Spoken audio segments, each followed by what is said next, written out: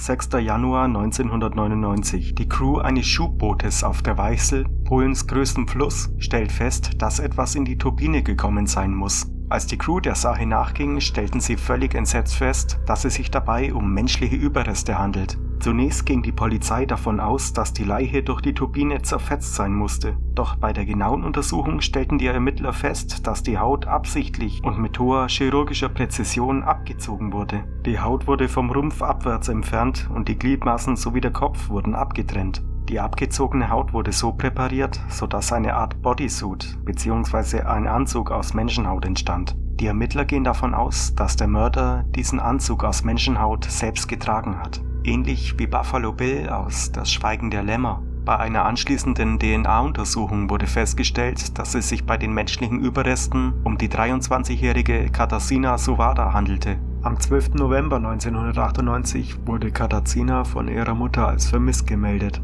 Am besagten Tag wollte sich Katarzyna mit ihrer Mutter bei ihrem Arzt treffen. Katarzynas Vater starb wenige Jahre zuvor und seitdem litt sie an Depressionen. Katarzyna studierte. Freunden zufolge war Katarzyna eine nette, wenn auch traurige Person. Katarzyna war Fan der Band Grateful Dead. Für die Wochen vor ihrem Verschwinden gaben Freunde und Bekannte von Katarzyna an, dass sie öfters dem Unterricht fernblieb, sowie deutlich mehr Zeit in Form von Schminken und Ähnliches in ihr Aussehen investierte. Es gibt die Theorie, dass Katarzyna ihren Mörder im Internet kennengelernt hat. Später wurde jedoch bekannt, dass sie ihn höchstwahrscheinlich in einem Plattenladen traf. Katarzyna war richtig fasziniert von der Band Grateful Dead. Und Katarzyna dann von diesem Mann bestialisch ermordet wurde. Es wird davon ausgegangen, dass Katarzyna zwischen dem 7. und dem 14. Dezember 1998 getötet wurde. 8 Tage nachdem die Haut von Katarzyna gefunden wurde, wurde auch ihr rechtes Bein in dem Fluss gefunden. Im Mai 1999 erhielt die Krakauer Gerichtsmedizin die Leiche eines Mannes mit abgetrennten und skalpiertem Kopf. Ermittler stellten fest, dass der Mörder des Mannes sein eigener Sohn Wladimir W. war. Wladimir erstach seinen Vater mit einem Schraubenzieher, nachdem er ihn in den Keller gelockt hat. Danach zog er ihm die Gesichtshaut ab. Wladimir trennte den Kopf seines Vaters mit einem Skalpell und einer Schaufel ab. Wladimir trug die abgezogene Gesichtshaut seines Vaters. Er ging so sogar raus und traf sich mit seinem Großvater. Wladimir gab vor, der Sohn, also nicht der Enkel zu sein. Doch dieser war sehbehindert und konnte es nicht erkennen, dass seinem Sohn das Gesicht abgezogen wurde und sein Enkel dieses trägt. Später kam es dem Opa komisch vor, wie der Sohn sprach. Die Art zu sprechen und die Stimmlage passten nicht zu seinem Sohn. Daraufhin ging Wladimirs Opa in den Keller und fand seinen kopflosen Sohn dort vor. Er rannte schnell zu den Nachbarn, um dort die Polizei zu rufen. Als Wladimir das mitbekommt, versteckt er die Klamotten seines Vaters, die er an diesem Tag getragen hat. Daraufhin setzte sich Wladimir an eine Bushaltestelle. Dort wurde er wenig später auch festgenommen.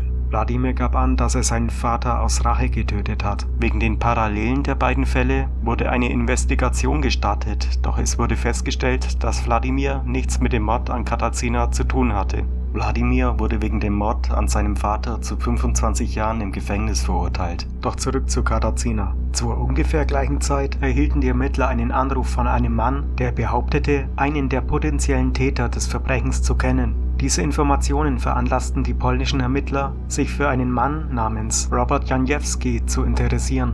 Die Ermittler durchsuchten seine Wohnung, doch sie fanden nichts. Und auch beim Verhör gab Robert nichts preis. Da die Ermittler ihm nichts nachweisen konnten, ließen sie ihn wieder gehen. In den frühen 2000ern wurde sogar ein Hellseher damit beauftragt, Spuren zum Fall von Katarzyna Sowada zu finden. Doch ohne Erfolg. Alle Ermittlungen verliefen ins Leere. Es würden viele, viele Jahre vergehen, bis im Fall Katarzyna Sowada neue Erkenntnisse gewonnen werden konnten.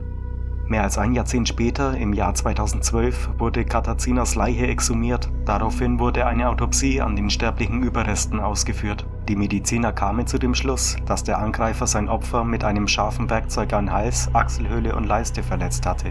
Anschließend ließ der Mörder Katarzyna verbluten. Es ist unklar, ob Katarzyna bei der Häutung noch am Leben war und der Mörder ihr somit bei lebendigem Leibe die Haut abzog. 2 Jahre später, im Jahr 2014, erstellte ein FBI-Vertreter für Europa ein psychologisches Profil des Verdächtigen und wies auf dessen sadistische Tendenzen hin. Wieder 2 Jahre später, im Jahr 2016, konsultierten die Ermittler einen portugiesischen Spezialisten für Forensik und UN-Experte auf dem Gebiet der Anzeichen von Folter am menschlichen Körper. Der portugiesische Forensiker bestätigte den polnischen Ermittlern, dass Katarzyna vor ihrem Tod gefoltert wurde und dass der Täter wahrscheinlich in Kampfkünsten ausgebildet war. Am 4. Oktober 2017, 19 Jahre nach dem Mord, verhaftete die polnische Polizei einen Verdächtigen. Und bei diesem Verdächtigten handelte es sich um Robert Janiewski, also den Mann, den sie schon 1999 auf den Schirm hatten. Sie verhafteten ihn, nachdem sie einen Brief von einem Freund von Robert erhalten hatten. Robert passt perfekt ins psychologische Profil, außerdem war er trainiert in Martial Arts. Zudem kannte Robert das Opfer und besuchte öfters Katarzynas Grab. Robert arbeitete in einem Sezierlabor, wo er sich mit menschlichen Leichen befasste.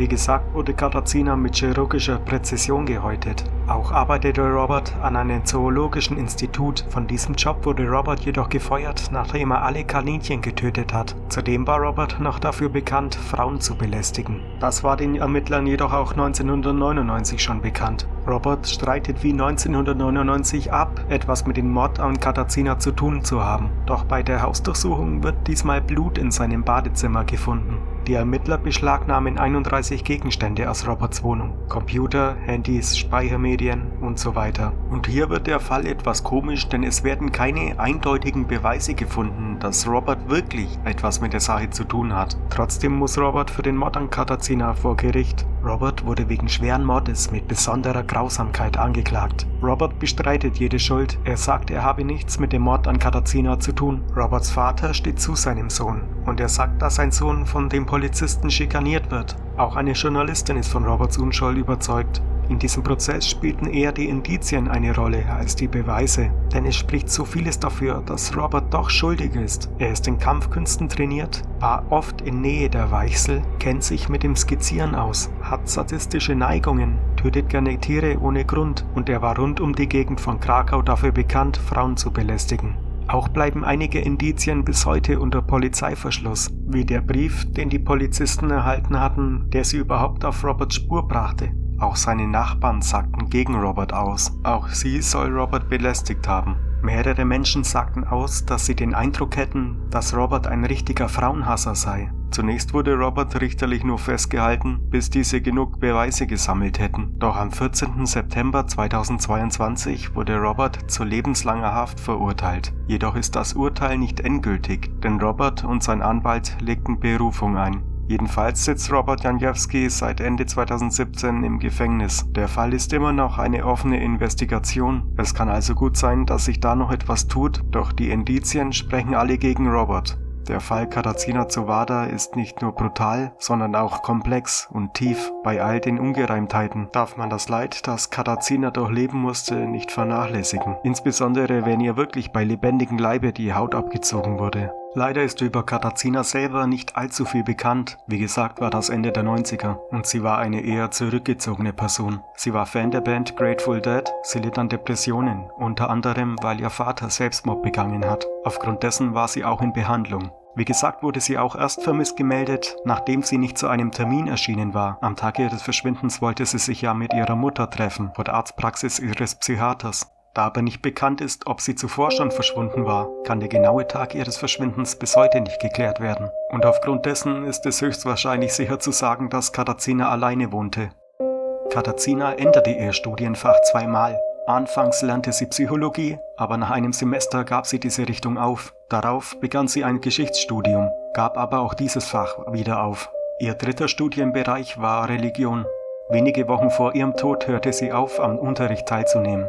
Da Katarzyna sehr zurückgezogen war, konnten die anderen Studenten recht wenig über sie sagen, außer dass sie vor ihrem Verschwinden deutlich mehr Zeit in ihr Aussehen investierte. Deswegen wird auch angenommen, dass Katarzyna ihren Mörder kannte. Der Mord an Katarzyna Zawada gehört definitiv zu den brutalsten, abstoßendsten und kränksten Fällen, über die ich je gehört habe.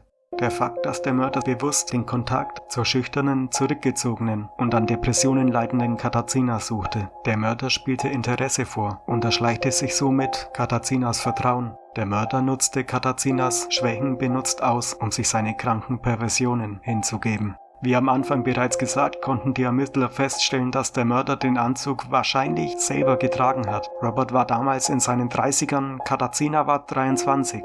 Ein über 25 Jahre alter Fall, bei dem bis heute immer noch nicht alles geklärt ist. Möge Katarzyna Zowada in Frieden ruhen.